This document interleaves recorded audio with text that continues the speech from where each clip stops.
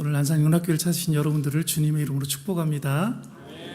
우리 옆 사람과 이렇게 한번 인사를 나눠보실까요? 잘 버티셨습니다. 주님이 다 하십니다. 한 번 더 인사하고 축복하겠습니다. 끝까지 쫓아오는 하나님의 은혜를 믿읍시다. 네, 할렐루야. 네. 여러분, 아직도 안산의 새벽 공기가 참 차갑습니다. 예. 새벽에 나가보면 공기가 왜 이렇게 차가운지, 여러분이 일하기 위해서 일터로 향하는 무거운 발걸음 소리를 들을 때마다 참 가슴 한구석이 아릿해지는 그런 기분이 듭니다. 저도 호주에서 8년의 세월을 보내고 이제 한국에 입국했을 때 처음으로 안산 땅에 집을 얻게 되었고요. 이곳에서 제가 4년을 살았습니다. 오래전에, 몇 년 전에. 그 4년 동안 제가 노동을 하면서 살았습니다. 하루에 잠을 많이 잡아야 뭐 한 3시간, 4시간 이렇게 잠자면서 4년 동안을 이렇게 힘든 노동을 하면서 살아봤기 때문에 누구보다도 여러분의 그 일터의 고단함들, 그리고 일터의 그 아픔들을 잘 알고 있습니다. 어떤 분들이 눈시울을 붉히며 저에게 꼭 이렇게 물으시는 것 같습니다. 목사님, 하나님이 살아계시고 하나님이 내 목자라고 하시는데 왜 제 삶은 여전히 끝이 보이지 않는 광야처럼 느껴집니까? 왜 세상은 이렇게 잔인하고 교회에 와서도 저는 목자 없는 양처럼 이렇게 방황을 하면서 살고 있습니까? 이런 가슴 아픈 질문은 단지 경제적인 어려움 때문만은 아닐 것입니다. 믿었던 사람에게 받았던 배신들, 평생을 바친 일터에서의 그 허무함들, 그리고 하나님은 정말 나를 보고 계시는가라는 영적인 고립감이 우리를 더 깊은 골짜기로 몰아넣는 것 같습니다. 우리는 세상의 성공이라는 가치관과 복음이라는 신앙 사이에서 길을 잃은 채 영혼의 기갈을 겪고 있는지도 모르겠습니다. 성경은 이런 우리를 향해서 아주 정직하게 우리를 표현해주고 있습니다. 너희는 다 뭐 같다라고 그랬습니까? 양 같다, 양 같다. 너희는 다 양 같아서라고 그렇게 말을 합니다. 우리는 흔히 양하면 하얗고 순하고 순근무지하고 그런 이미지만 떠올리지만 사실 양은 아주 독특한 이중성을 가진 동물입니다. 제 고향이 전라북도 남원시 운봉읍, 운봉에 우리나라에서 두 번째로 큰 국립종축원이 있었습니다. 거기에서 무엇을 길렀을까요? 제가 왜 이런 질문을 하겠습니까? 몇 천 마리나 되는 양을, 저는 어렸을 때부터 양을 엄청나게 많이 보면서 살았습니다. 양이 어떤 동물인지, 얼마나 고집이 센지, 양 등 뒤에 올라타면 얼마나 재밌는지 양똥을 밟으면서 살았습니다. 이런 양은 아주 독특한 이중성을 가지고 있는데요. 첫째, 양은 철저히 무력합니다. 지독한 근시라 3m 이상을 볼 수 없습니다. 넘어지면 스스로 일어날 수 있어요, 없어요? 일어날 수 없습니다.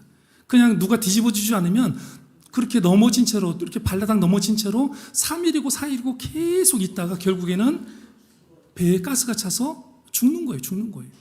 반드시 누군가 가서 뒤집어줘야 되는 거예요. 자기 방어 수단이 전혀 없는 그야말로 대책 없는 존재가 누구예요? 양이에요. 대책이 없어요. 둘째, 그런데도 양은 지독하게 뭐예요? 고집스러워요. 지독하게 고집스러워요. 양은 자기가 한번 가던 길, 자기가 한번 먹던 풀만 고집하는 습성이 있어요. 그 길이 낭떠러지기로 가는 길인지 그 풀이 이미 다 뜯겨 흙먼지만 날리는 곳인지 관심도 없고 몰라요. 그냥 자기 고집대로만 가요, 그냥. 오죽 있으면 이사야 선지자가 우리는 다 양 같아서. 누가요? 저와 여러분이 다 양 같아서 그릇 행하여 각기 제 길로 갔거늘이라고 한 이유가 바로 여기에 있는 거예요. 그릇 행하여 고집이 세서 어떻게 해요? 각기 제 길로 자기가 가고 싶은 대로 간대요. 돈이 최고라는 생각, 자녀 교육에 대한 과도한 집착 등도 우리는 다 양 같다라는 이 말에 해당이 되겠지요. 우리의 모습과 너무나 닮지 않았습니까? 너무나 닮았잖아요. 말 안 해도 그냥 오직 했으면 우리는 다 양 같아서라고 표현했을까? 한 치의 앞도 내다보지 못하는 연약한 존재이면서도 우리는 늘 말하기를 내 경험, 내 판단, 내 고집이라는 이 낡은 길을 포기할 줄 모른다는 거예요. 절대로 포기할 줄 모른다는 거예요. 내가 알고 있는 이 세상, 내가 알고 있는 이 경험이 모든 것이라고 생각을 하면서 살아가고 있는 것이 우리의 모습입니다. 세상의 가치관이 정답인 양 고집스럽게 쫓아가다가 결국 막다른 골짜기에 이르러서야 목자여 어디에 계십니까? 라고 울부짖으면서 기도하는 모습이 우리의 모습입니다. 오늘 본문에 시 23편을 쓴 다윗 또한 그런 양 같은 인생을 보냈습니다. 왕궁의 화려한 곳에서 사는 것이 아니라 무려 20년 동안 장인에게 쫓기고 왕으로 올라간 후에도 누구한테 배신을 당했습니까? 자식에게, 그렇게 믿었던 자식에게 배신을 당했습니다. 인생의 가장 지독한 골짜기를 통과할 때 그는 깨달았습니다. 나는 고집스럽고 무력한 양일 뿐이지만 나에게는 나를 포기하지 않는 목자가 계시는구나. 이 고백이 오늘 시편 23편을 나오게 했다는 것입니다. 사랑하는 여러분, 오늘 이 시간 세상에서 지친 마음과 내 고집까지도 다 내려놓고 우리를 한 번도 떠난 적 없으신 참 목자의 품으로 돌아오시는 여러분들이 되시기를 바라겠습니다. 아멘. 하나님이 우리를 어떻게 안위하시고 어떻게 다시 일으키시는지 그 은혜의 현장 속으로 함께 들어가 보겠습니다. 하나님은 우리를 어떻게 안위하시고 어떻게 다시 일으키시는가? 첫째로 1절과 2절 말씀을 통해서 우리가 부족함이 없는 이유를 설명해 주고 있습니다. 우리가 부족함이 없는 이유는 소유가 아닌 뭐라는 거예요? 관계의 확신 때문이다. 한 번만 따라해 보실까요? 소유가 아닌 관계의 확신 때문이다. 우리가 무엇인가를 많이 가졌기 때문에 부족함이 없는 것이 아니라 무엇 때문에 부족함이 없다라는 거예요? 무슨 관계가 있기 때문에 부족함이 없다라는 거예요. 우리가 참으로 사랑하는 구절이죠. 다 외우고 있죠. 1절 말씀 함께. 여호와는 나의 목자시니 내게 부족함이 없으리로다. 아멘. 여호와는 나의 목자시니 여러분이 하시라고 제가 손을 올려드린 거예요. 여호와는 나의 목자시니 내게 부족함이 없으리로다. 아멘. 여기서 부족함에 해당하는 히브리어는요, 에흐사르입니다. 에흐사르는 단순히 물건이 넉넉하다는 뜻이 아니에요. 주석은 이를 목자의 돌봄 아래에 있는 양의 완벽한 안전 상태다라고 그렇게 풀이를 해주고 있습니다. 목자의 돌봄 아래에 있는 양의 완벽한 안전한 상태, 이것이 뭐라는 거예요? 이것이 뭐라는 거예요? 부족함이 없다라는 말이에요. 즉 내가 가진 것이 많아서 부족함이 없는 게 아니라 나를 돌보는 목자가 완벽하기 때문에 내가 부족함이 없다라는 거예요. 나를 돌보는 목자가 완벽하기 때문에 내가 부족함이 없다라는 거예요. 이어지는 2절에 쉴 만한 물가는 히브리어로 뭐예요? 메누호트인데요. 이는 그냥 흐르는 물이 아니라, 쉴 만한 물가, 그냥 흐르는 물이 아니라 잔잔하게 길들여진 물을 가리켜서 뭐라고 한다고요? 메누호트라고 말하는 거예요. 주석을 보니 양의 생태를 지적하며 이렇게 설명합니다. 양은 겁이 너무나 많아가지고요, 조금만 물소리가 크게 나고 물이 조금만 거칠어도 목말라 죽는 한이 있어도 물을 먹으러 가요, 안 가요? 물을 먹으러 가지 않는 거예요. 목이 말라서 그 자리에서 죽는 한이 있어도 절대로 물을 먹으러 가잖아요. 왜 안 가요? 그 물살에 떠내려가서 죽을까 봐 안 가는 거예요. 안 가는 거예요. 소리가 조금만 크게 나도 절대로 안 가는 거예요. 그래서 목자는 그 양들을 위해 돌을 쌓아서 물을 막아줘야 되고요, 또 물길을 돌려서 잔잔한 웅덩이를 만들어 주어야 하는 것입니다. 양이 마실 수 있는 맞춤형 물가를 직접 만드시는 분, 그분이 바로 저와 여러분의 하나님 아버지이십니다. 실제로 양치기를 하셨던 필립 켈러 목사님은 양이 땅에 배를 붙이고 눕기 위해서는, 잠을 자기 위해서는 4가지 조건이 필요하다라고 이야기를 했습니다. 첫째는 두려움이 없어야 하고요. 둘째는 양들 사이에 다툼이 없어야 하고, 셋째는 파리나 해충의 괴롭힘이 없어야 하고요. 마지막으로 배가 불러야 합니다. 그래야 비로소 양은 배를 어디다 붙인다는 거예요? 땅에 붙이고 잠을 자는 거예요. 근데 여러분, 놀라운 사실은요, 이 4가지 중에 양 스스로 해결할 수 있는 게 있어요, 없어요? 양 스스로 해결할 수 있는 게 단 한 가지도 없다라는 거예요. 목자가 옆에 서서 지켜보고 있을 때에만 양은 비로소 이제 살았구나 라고 생각을 하면서 다리를 뻗고 눕게 되는 것입니다. 그러니 결국 양에게 부족함이 없다라는 말은 풀이 많다라는 뜻이 아니라 내 곁에 목자가 서 있다라는 존재의 확신인 것입니다. 내 곁에 목자가 서 있기 때문에 뭐가 없다라는 거예요? 부족함이 없다라는 거예요. 양에게 부족함이 없다라는 뜻은 바로 이런 뜻인 거예요. 목자가 있을 때 부족함이 없는 것입니다. 사랑하는 여러분, 한 주간 얼마나 고생이 많으셨습니까? 고생 많으셨죠? 예. 너무나 고생들 많으셨습니다. 우리는 흔히 하나님께 이렇게 말하지 않습니까? 하나님, 이번 달 카드값만 해결되면 제게 부족함이 없습니다. 하나님, 로또만 당첨되면 소원이 없겠습니다. 라고 기도하는 사람이 있을까요, 없을까요? 있지요. 없을 수가 없겠지요. 있습니다. 예. 다 이해합니다. 예. 하나님께서도 이해하실 거예요. 예. 이해하실 거예요. 그런데 여러분 생각해 보십시오. 목자 없는 양에게 돈다발이 무슨 소용이겠습니까? 사자가 달려드는데, 사탄이 달려드는데 그곳에 지폐를 던져준들 사탄이 도망을 가겠습니까? 우리 인생의 진짜 비극은 돈이 없는 것이 아니라 나를 진심으로 돌봐줄 누군가가 없다라는 게, 그 고립감이 우리에게 가장 큰 비극이라는 것입니다.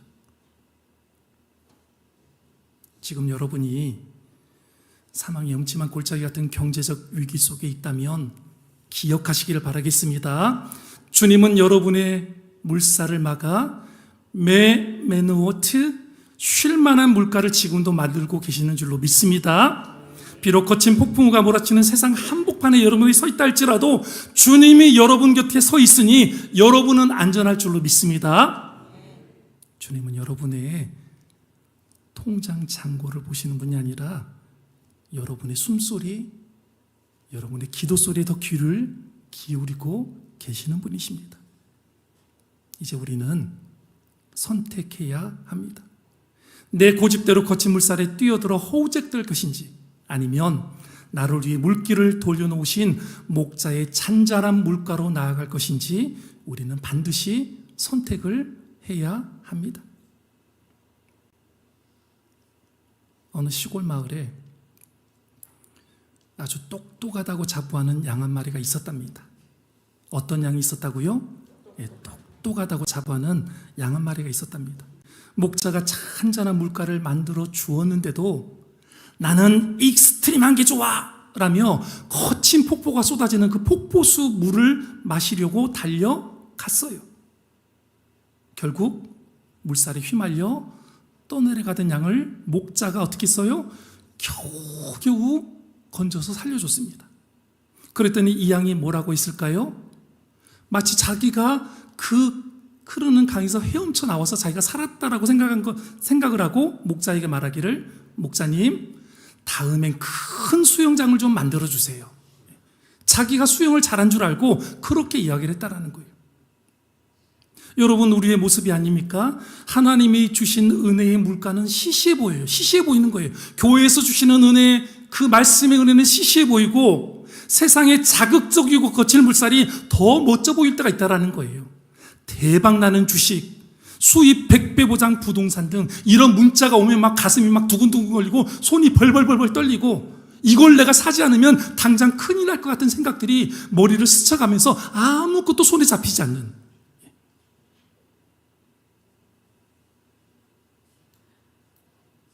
세상에 이런 거친 물살이, 세상의 소리들이 더 멋져 보일 때가 있다라는 거예요. 하지만 참된 신앙은 그런 내 고집, 내 생각을 꺾고 목자의 선택을 믿는 것입니다. 이번 한 주간 거친 그런 세상 소리에 귀를 닫으시길 바라겠습니다. 목자의 잔잔한 숨소리에 귀를 기울이시는 여러분들 되시길 바라겠습니다. 주님 한 분만으로 충분합니다라고 고백할 때 여러분의 삶에는 세상이 줄 수 없는 하늘의 평안이 임하게 될 줄로 믿습니다. 우리 옆 사람 한번 축복하겠습니다. 주님 한 분만으로 충분합니다. 그 옆에 사람 또 주님 한 분만으로 충분합니다. 옆 사람 얼굴을 확인해 보니까 정말 주님 한 분만으로 충분한 얼굴이십니까? 혹여나 마음속에 어제 받았던 문자가 아른아른 거리시면 계시면 안 되는 것입니다. 주님 한 분만으로 충분하시길 바라겠습니다. 하나님은 우리를 어떻게 안위하시고 어떻게 다시 일으키시는가? 둘째로 4절 말씀입니다. 음침한 골짜기에서 안위를 주시는데 부재가 아닌 임재의 증거입니다. 한번 따라 하실까요? 임재의 증거입니다. 음침한 골짜기에서 우리는 임재의 증거를 발견해 볼 수 있습니다. 4절에 등장하는 사망의 음침한 골짜기는 히브리어로 짤마웨트라고 합니다. 이는 죽음과 그림자가 합쳐진 단어입니다. 금방이라도 죽음이 덮칠 것 같은 칠흑 같은 어둠을 말하는 단어입니다. 그런데 다윗은 여기서 놀라운 고백을 하고 있어요. 뭐라고 고백합니까? 사망의 음침한 골짜기가 있다 할지라도 누가 나와 함께 하신다고요? 주께서 나와 함께 하십니다. WBC 주석은 여기에서 목자의 손에 들린 두 가지의 도구에 주목을 하고 있습니다. 목자의 손에 무엇이 들려 있어요? 막대기와 지팡이가 들려 있습니다. 여기서 막대기는 히브리어로 쉐베트로 맹수를 쫓아낼 때 쓰는 짧고 단단한 무기고요. 지팡이는 미쉐 에네트로 양이 길을 벗어날 때 끌어당기거나 몸을 지탱해주는 아주 긴 막대기를 의미하는 것입니다. 주석은 이 도구들이 양에게는 공포가 아니라 안위가 된다라고 말씀을 해주고 있습니다. 목자의 손에 무기가 들려있다라는 것은 양에게 있어서는 최고의 뭐예요? 최고의 복지이고 최고의 안전한 상태라는 것을 말씀을 해주고 있는 것입니다. 현대 영성가 C.S. 루이스 목사님이 고난에 대해서 이렇게 말했습니다. 그림자가 있다는 것은 어딘가에 반드시 뭐가 있다는 거예요? 빛이 있다는 증거이다. 여러분, 우리 인생에 어두운 그림자가 있지 않습니까? 반드시 우리 인생에도 빛이 있다라는 거예요. 여러분, 골짜기가 아무리 어두워도 그림자일 뿐인 것입니다. 여러분 인생에 그 음침한 골짜기가 있으면 그림자일 뿐인 것이에요. 목자이신 주님이 우리 등 뒤에서 빛으로 서 있기 때문에 그림자가 생기는 것이지 주님이 사라진 게 아니라는 거예요. 목자는 양이 평지에 있을 때는 멀리서 바라보고 있지만 양들이 험한 골짜기를 지날 때는 양의 몸에 지팡이가 닿을 만큼 바짝 다가서서 양들을 보호합니다. 즉 고난의 자리는 주님과 가장 어떤 자리예요? 가장 밀착되는 자리, 가장 가까운 자리가 되는 거예요. 그래서 고난과 아픔이 많은 사람들, 어려움이 많은 사람들은 지금요, 주님이 지금 어떻다는 거예요? 지금 가장 가까이 여러분 곁에 붙어 계시다라는 거예요. 고난과 아픔이 많은 사람들은요, 기억하셔야 됩니다. 주님이 여러분 곁에 가장 가까이 붙어 계시는 줄로 믿습니다. 안산육락의 여러분, 인생의 골짜기를 지날 때 가장 힘든 게 무엇입니까? 우리가 어려움을 겪을 때 가장 힘든 게 뭐예요? 배고픔보다 더 무서운 건 나 혼자 버려졌다라는 생각이 아닐까요? 사업이 기울고 몸의 병이 찾아오고 믿었던 사람들에게 실망을 할 때 우리는 마치 하나님이 어디 가신 것처럼 느껴져요? 출장을 가신 것처럼 느껴지지 않습니까? 하지만 여러분, 목자는 양이 비명을 지르기 전에 이미 지팡이를 꺼내 들고 계시는 것입니다.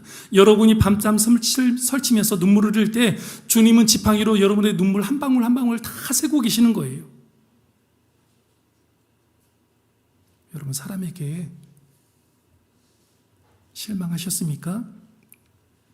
사람이 떠난 그 빈자리는 사실 하나님이 당신의 임재로 채우시기 위해서 비워두신 거룩한 공간이 마련된다라는 것을 믿으시길 바라겠습니다. 저에게도 아픔이 있지 않습니까? 사람들이 많이 떠나갔잖아요. 왜 그런 일이 있었을까? 아마 하나님께서 우리 안에 임재하고 싶으신데 임재할 공간이 없으셔서 아마 우리한테 그런 아픔을 주시고 공간을 비워주시고 이곳에 우리와 함께하고 계시는 줄로 믿습니다.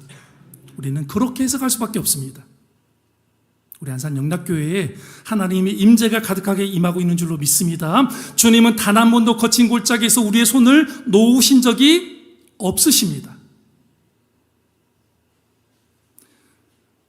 어느 초보 어린 양이 골짜기를 지나가다가 너무나 무서워서 목자에게 막 따졌답니다.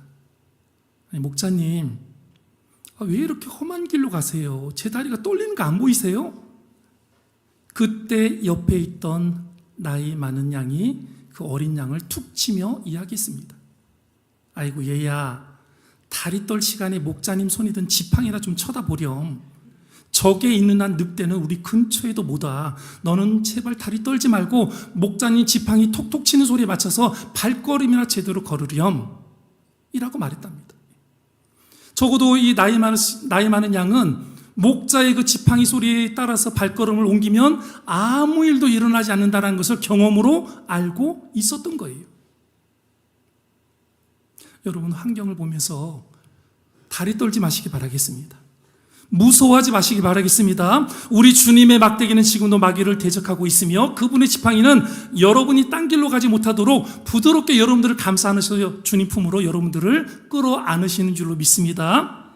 이번 한 주 여러분의 환경이 아니라 나를 지키시는 주님의 도구를 신뢰하며 담대히 걸어가시는 믿음의 용사들 다 되시기를 주의 이름으로 축원합니다. 아멘. 하나님은 우리를 어떻게 안위하시고 어떻게 다시 일으키시는가? 셋째로 6절 말씀을 통해서 끝까지 쫓아오는 은혜. 어디까지 쫓아오는 은혜요? 끝까지 쫓아오는 은혜. 추격하시는 사랑입니다. 한번 따라해 보실까요? 추격하시는 사랑입니다. 여러분, 하나님이 얼마나 무서운지 모르시죠? 우리 하나님은요, 추노꾼 하나님이세요. 끝까지 따라와서 우리를 찾으시고 발견하시는 하나님이세요. 절대로 숨을 수 없습니다. 마지막 6절은 이 시의 백미입니다. 우리 함께요. 내 평생의 선하심과 인자하심이 반드시 나를 따르리니 내가 여호와의 집에 영원히 살리로다. 아멘. 여러분, 여기서 나를 따르리냐라는 이 따르다는 단어는요, 히브리어로 라다프라는 단어입니다. 이 단어의 원뜻이 뭐냐면 추격하다, 사냥하다라는 그런 뜻을 가지고 있습니다. 보통 성경에서 원수들이 주인공을 죽이려고 막 쫓아올 때, 추격할 때, 사냥할 때, 그럴 때 쓰는 단어입니다. 그런데 다윗은 원수가 아니라 하나님의 선하심과 인자심이 나를 사냥개처럼 끝까지 추격해 온다라고 그렇게 고백을 하고 있습니다. 하나님의 선하심, 하나님의 토부, 하나님의 인자심, 하나님의 헤세드, 그 토부와 헤세드가 나를 끝까지 추격해 온다라고 그렇게 고백을 하고 있다라는 거예요. 또 6절 말씀에 반드시, 이 반드시라는 표현은요, 하나님의 불가항력적인 은혜가 담겨 있습니다. 내가 은혜를 찾아 나서는 게 아니라 하나님의 은혜가 나를 잡으려고 사냥개처럼 끝까지 나를 쫓아오는 것, 그것이 바로 반드시라는 단어의 깊은 뜻인 것입니다. 20세기의 영성가 프란시스 톰슨 시인은 이렇게 시를 썼습니다. 하나님을 향해서 뭐라고 시를 썼다고요? 하나님은 하늘의 사냥개이시다라고 그렇게 묘사를 했습니다. 우리가 하나님을 피해서 세상으로, 내 고집으로, 내 정욕으로 도망쳐도 하나님은 지치지 않는 발걸음으로 우리를 어떻게 하신다? 끝까지 쫓아오신다라는 거예요. 우리가 여호와의 집에 거하게 되는 은혜는요, 우리의 의지가 강해서가 아니라 우리를 쫓아오시는 하나님의 열심이 더 강하기 때문에 우리가 여호와의 집에 거하게 되는 줄로 믿습니다. 하나님은 우리를 끝까지 포기하지 않으십니다. 여러분, 살다 보면 그런 날이 있잖아요. 이제 다 끝났다. 나 같은 게 무슨 직분자고 나 같은 게 무슨 성도냐. 우리가 세상에서 세상 사람들과 막 부딪히고 싸울 때, 다툴 때, 무엇인가 내가 원하는 대로 일들이 잘 풀어지지 않을 때 막 분노가 차오를 때, 나도 모르게 막 원망을 막 쏟아낼 때 그런 말 하잖아요. 정말 내가 무슨 직분자고 내가 무슨 성도야. 그리고 이런 말 하면서 숨어버리고 싶을 때가 있어요, 없어요? 있잖아요. 솔직히 있잖아요. 하지만 주님은 안산의 뒷골목까지, 여러분이 혼자 숨어있는 외로운 방안까지 은혜날은 이름의 추격자를 보내시는 분이십니다. 어떤 추격자를 보내신다고요? 은혜날은 추노꾼을 보내십니다. 절대로 도망갈 수 없습니다. 여러분이 고집부리며 멀리 돌아왔던 그 시간에도 주님은 단 한 번도 추격을 멈추지 않았습니다. 안산영락교회가 지금까지 존재할 수 있었던 이유도 우리가 똑똑해서가 아니라 하나님의 선하심이 우리를 포기하지 않고 쫓아오셨기 때문인 줄로 믿습니다. 그 지독한 하나님의 사랑이 오늘 저와 여러분을 이 자리에 앉혀주신 줄로 믿습니다. 하나님의 은혜가 여러분을 추격하여 따라왔기 때문에 오늘 이 자리에 오신 거예요. 믿으십니까? 하나님이 나에게 주시는 이 추격하는 은혜를 경험한 사람은 이제 삶의 방향을 틀어야 하는 것입니다. 나만 살겠다고 도망치는 인생이 아니라 목 잡는 양처럼 방황하는 이웃들에게 이 은혜를 전달하는 여러분들 되시기를 바라겠습니다. 하나님은 저와 여러분 뒤에 선하심과 인자하심이라는 두 마리의 보디가드를 붙여 주셨습니다. 아멘. 한 성도가 물었대요. 하나님, 왜 두 마리나 붙이셨어요? 기분 안 좋게. 하나님이 답하셨죠. 얘야, 너는 고집이 보통 센 게 아니잖니. 한 마리로는 절대로 안 된단다. 왼쪽으로 도망치면 선하심이 너를 막고, 오른쪽으로 도망치면 인자심이 너를 내 품으로 몰아와야 되지 않겠니? 사랑하는 여러분, 우리는 이제 도망갈 곳이 있어요, 없어요? 없어요. 저와 여러분은 하나님께서 두 명의 보디가드를 보내주셨어요.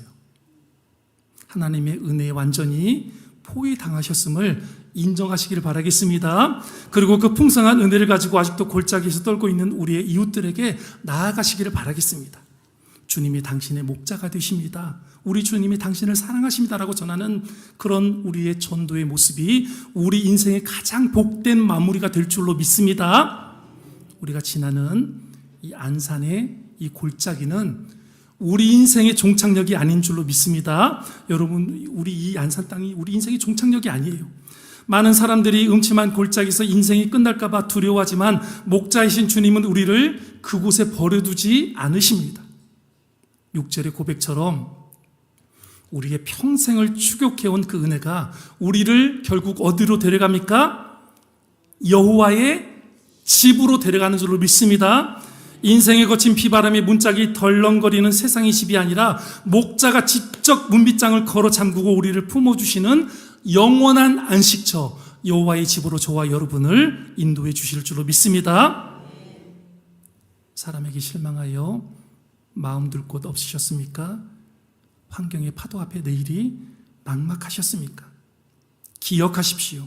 여러분의 진짜 주소지는 사망의 음침한 골짜기가 아니라 어디입니까? 여호와의 집인 줄로 믿습니다. 이번 한 주간 세상의 소리보다 목자의 지팡이 소리에 더 귀를 기울이십시오. 나를 쫓아오는 은혜의 발자국 소리를 들으면서 다음 데에 한 걸음 한 걸음 주님과 동행하시기를 바라겠습니다.